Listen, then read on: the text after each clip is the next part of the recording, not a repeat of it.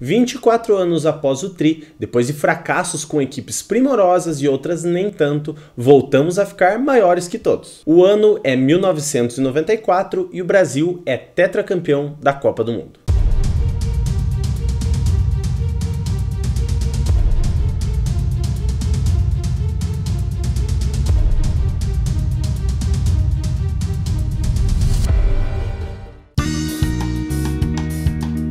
Foi nesse ano que conhecemos o real, e mesmo com a esperança de uma nova moeda que segurasse a inflação, o país não sorria como deveria. E não falo isso pelo fato do Brasil ter fracassado nas últimas 6 edições da Copa, mas sim porque 94 foi um ano marcante para amantes de outro esporte. Morria, no dia 1º de maio, Ayrton Senna da Silva, o maior automobilista que já representou o país. E apenas 2 meses após essa tragédia, o Brasil entrava em campo para tentar mais um título da Copa.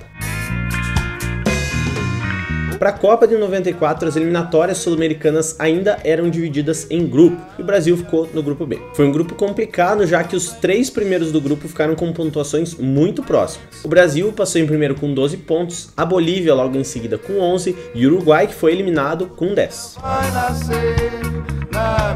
O Zagallo voltava à seleção depois do fracasso da Copa de 74, quando tinha sido acusado de retranqueiro. Voltava para ser auxiliar técnico do Carlos Alberto Parreira, o nosso treinador. O Brasil era um time defensivo. No gol, o nosso atual treinador de goleiros da seleção de 2018, o Taffarel. O meio-campo era ocupado pelos valentes, mas limitados, Dunga e Mauro Silva. A seleção de 94 era muito desacreditada porque contava com um elenco sem muita badalação, com poucas estrelas, mas na pequena área, um baixinho que fazia muito a diferença. Ao lado de Romário, Bebeto completava a dupla de ataque.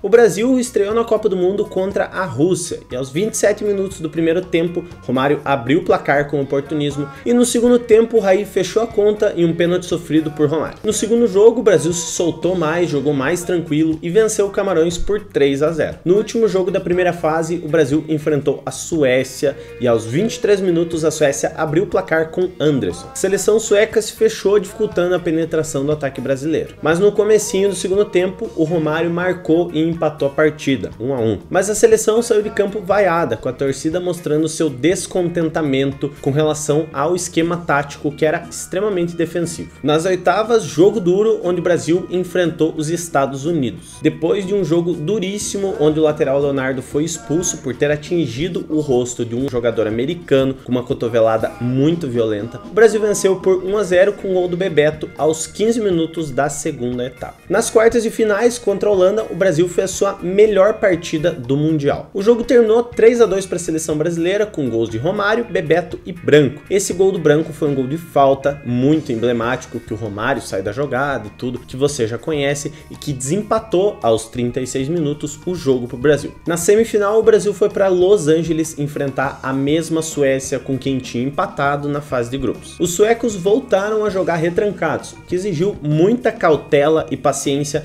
da parte da seleção brasileira, que venceu o jogo por 1-0, gol do baixinho Romário, sempre ele, já na reta final do jogo. Depois de 24 anos, a seleção brasileira voltava a disputar uma final, e essa seria contra a Itália. Os dois times repetiriam assim a final da Copa de 70. Dessa vez, o apito final revelaria ao mundo um tetracampeão. O esquema defensivo adotado por ambas as equipes não fez com que a final tivesse aquele brilho todo. Quase não teve nenhuma chance real e clara de gol, e os 90 minutos regulamentares e mais os 30 da prorrogação terminaram 0-0. A disputa seria nas penalidades. E um detalhe, pela primeira vez na história, a Copa do Mundo seria decidida nos pênaltis. Nas cobranças, as equipes foram convertendo até que Taffarel defendeu o terceiro chute da equipe italiana, vindo dos pés de Massaro. Dunga converteu para o Brasil e para a bola, o grande ídolo italiano Roberto Baggio. Ele correu para a bola, bateu e a bola subiu por cima do travessão. E com isso, o Brasil se tornou o maior campeão de Copas do Mundo.